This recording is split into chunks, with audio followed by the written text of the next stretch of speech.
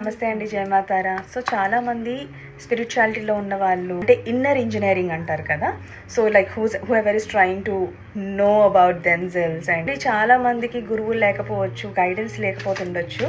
So I thought maybe this reading will help you. You felt like stuck అయినట్టు అనిపించిన, are probably ఎవరైనా guidance ఇస్తే బాగుండు, ఈ క్వశ్చన్స్ ఉన్నాయి అని అనిపించిన, this might help you.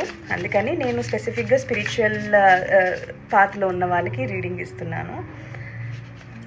Okay, so Akashic records అంటే దీని అర్థం ఏంటంటే, ఫస్ట్ థింగ్ ప్రాబబ్లీ మీరు ఏదైనా సాధన చేస్తున్నారు ఏమైనా అనుకుంటే మీకు ఎక్స్పీరియన్సెస్ రావట్లేదు అనిపించవచ్చు. లేదు అంటే సాధన స్టార్ట్ చేసిన తర్వాత లేదా మెడిటేషన్ అనేది స్టార్ట్ చేసిన తర్వాత మీకు you start questioning your self. Probably most of the టైంలో ఇది కూడా జరుగుతుంటుంది చాలామందికి.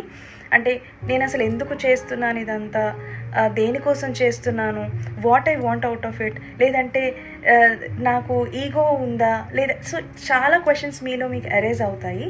అండ్ అది మంచిది, ఓకే, బికాస్ మనలో ఒక వర్షన్ ఉంటుంది, అది ఎవ్వరికీ మనం చూపించాం. అండ్ మనం కూడా కొన్నిసార్లు ఆ వర్షన్ మనదే అనేది కూడా యాక్సెప్ట్ చేయము. That means that is ego. Okay, that will come out అనమాట. Okay, you will contact your soul, what exactly it is అనేది. అంటే you will start searching your life purpose అనమాట. Okay, so talk to yourself, sit in the meditation, check yourself. మీ past ఇవన్నీ జరిగినవంతా ఇదంతా illusion, ఇది యాక్చువల్గా జరగలేదనుకోండి. ఈ స్టేజ్లో మీరు ఈ రియలైజేషన్కి రావడానికి అదంతా జరిగిందా అని అనుకుని go ahead. Now you will get clarity for lot of questions that you are waiting for, are probably you have doubts on.